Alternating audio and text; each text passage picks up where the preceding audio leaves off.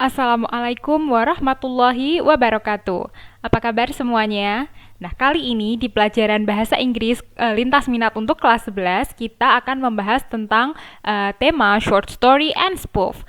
Nah, di video sebelumnya aku telah membahas dengan detail tentang short story. Kalau kalian belum nonton video itu, jangan lupa cek di link card di kanan atas, nanti akan muncul warna abu-abu kayak gini.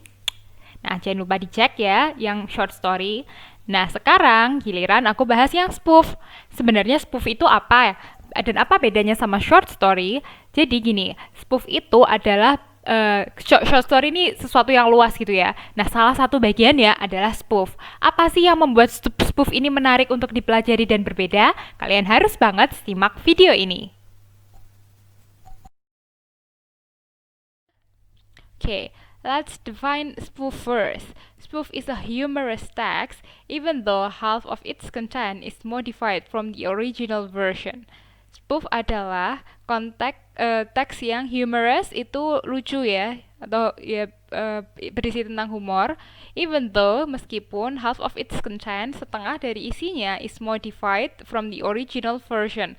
Modified itu berarti telah dimodifikasi dari versi aslinya. Jadi mungkin dari cerita aslinya nggak lucu gitu, tapi karena diubah jadi spoof itu dia ada beberapa part yang akhirnya dibalik supaya cerita ini jadi lucu seperti itu.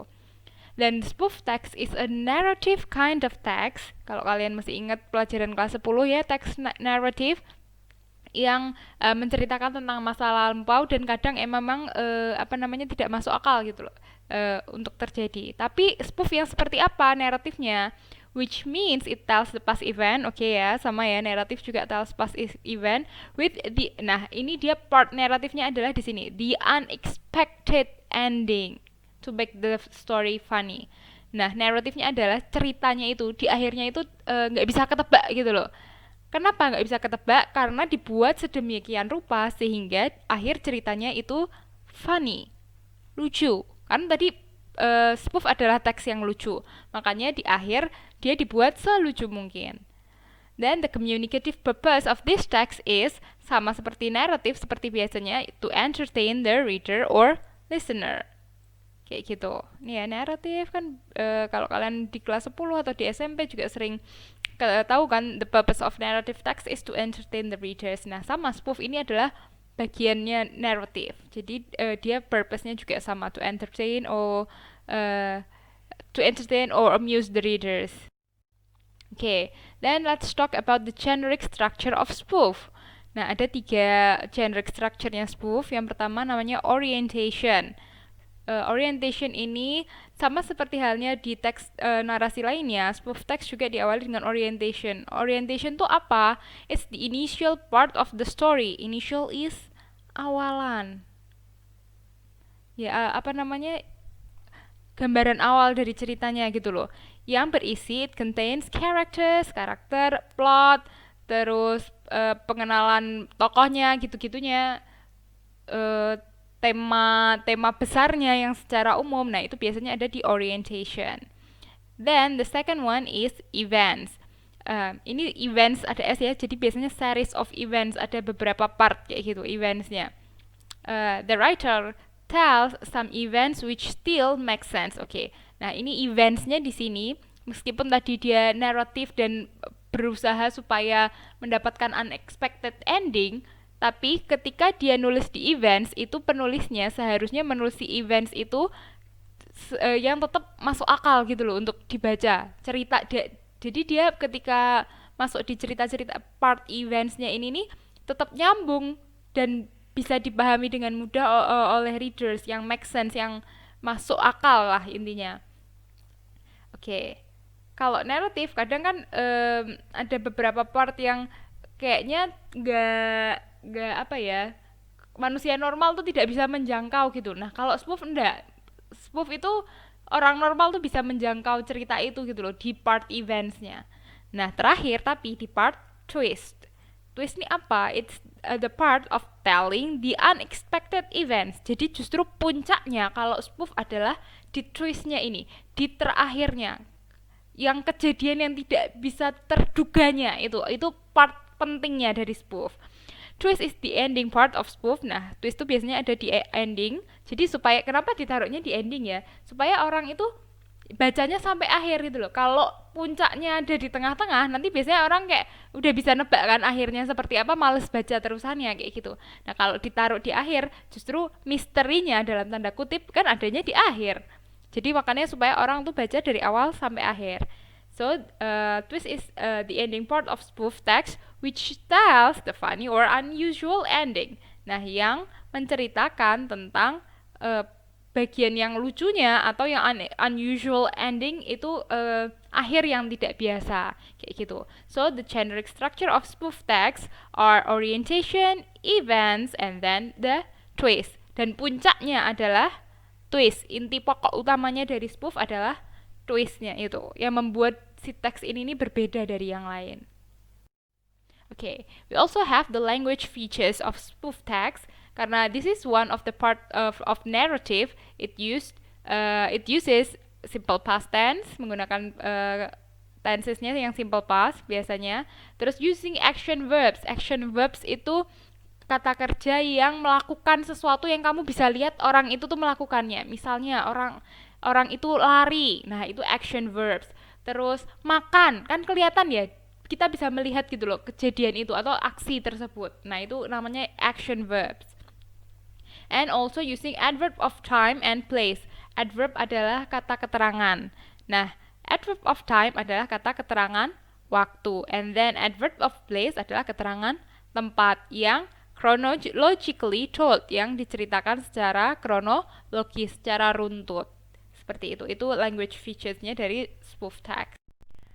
Nah, ini ada satu contoh teks spoof yang judulnya She Was Not Amused. Kayak apa ya ceritanya? Yuk kita baca sama-sama. Geoffrey Hamden has a large circle of friends and is very popular at parties. Everybody admires him for his fine sense of humor. Everybody, that is, except his 6-year-old daughter, Jenny. Oke, kita artikan per paragraf dulu ya. Geoffrey Hamden, ini nama orang ya, has a large circle of friends, punya pertemanan yang luas dan juga sangat popular, sangat terkenal at parties, di pesta-pesta. Everybody admires him, semua orang mengagumi dia. Kenapa? For his fine sense of humor, karena selera humornya dia yang sangat bagus.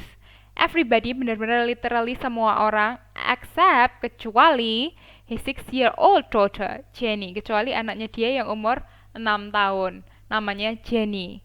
Oke. Terus kita lihat, ini adalah part orientation.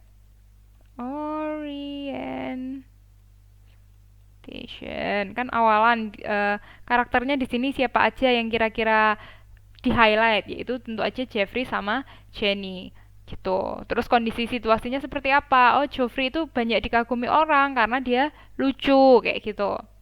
Kecuali anaknya sendiri yaitu Jenny yang tidak mengagumi dia.